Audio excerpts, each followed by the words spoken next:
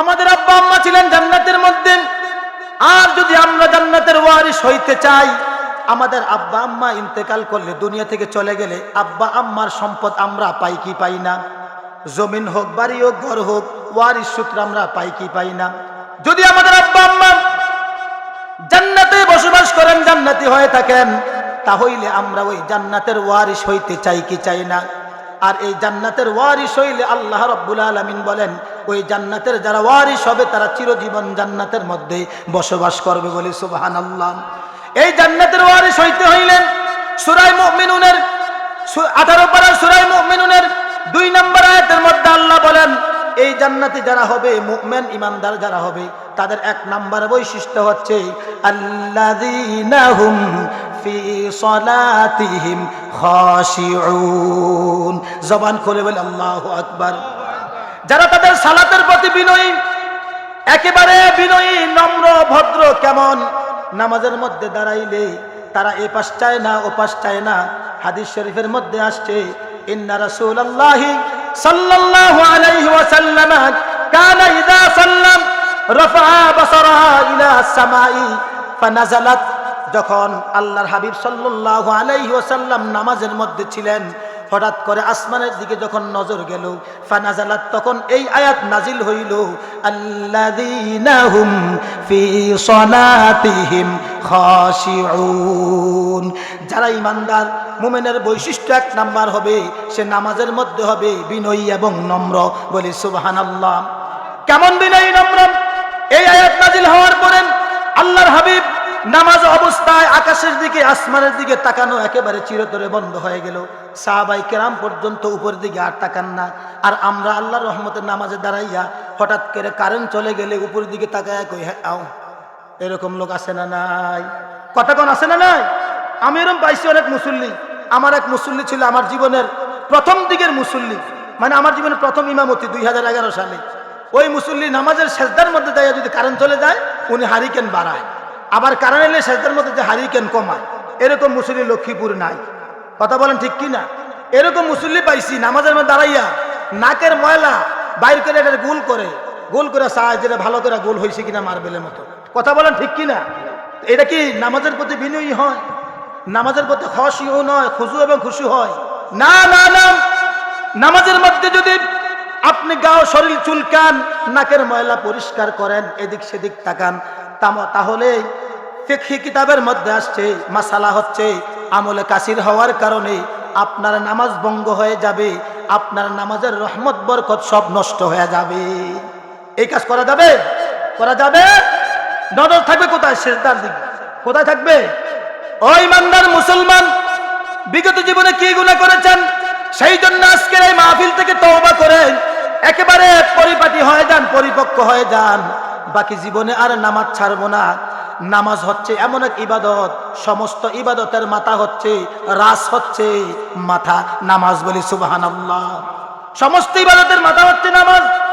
আল্লাহর হাবিব সাল্লাল্লাহু আলাইহি ওয়াসাল্লাম হাদিস শরীফের মধ্যে ইরশাদ ফরমান, যেই ব্যক্তি 5 ওয়াক্ত নামাজ সঠিকভাবে আদায় করবে, তার উদাহরণটা হচ্ছে এমন, আপনাদের সামনে এই মাহফিলের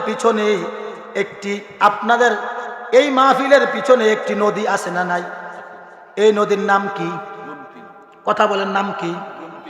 এই গোমতী নদীর মধ্যে আপনি যদি দৈনিক 5 বার গোসল করেন, আপনার শরীরের মধ্যে কোনো ময়লা থাকতে পারে, কোনো ধূলিকণা থাকতে পারে, বালু থাকবে কিনা?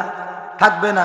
আল্লাহর হাবিব সাল্লাল্লাহু আলাইহি ওয়াসাল্লাম ইরশাদ ফরমান, তোমার ঘরের সামনে, বাড়ির সামনে যদি একটা নদী থাকে, ওই নদীর মধ্যে 5 বার গোসল করলে যেমন তোমার শরীরে ময়লা থাকে না, তেমন করে তুমি যদি 5 ওয়াক্ত নামাজের সময় ওযু করে পবিত্র হইয়া তুমি যদি নামাজের মধ্যে দাঁড়িয়ে যাও, তাহলে তোমার জীবনের প্রত্যেক দিন যদি এভাবে প্রত্যেক দিনে যদি 5 ওয়াক্ত নামাজ পড়ো, দৈনিকের গুনাহ দৈনিক আমার আল্লাহ মাফ করে দিবে। বলি সুবহানাল্লাহ।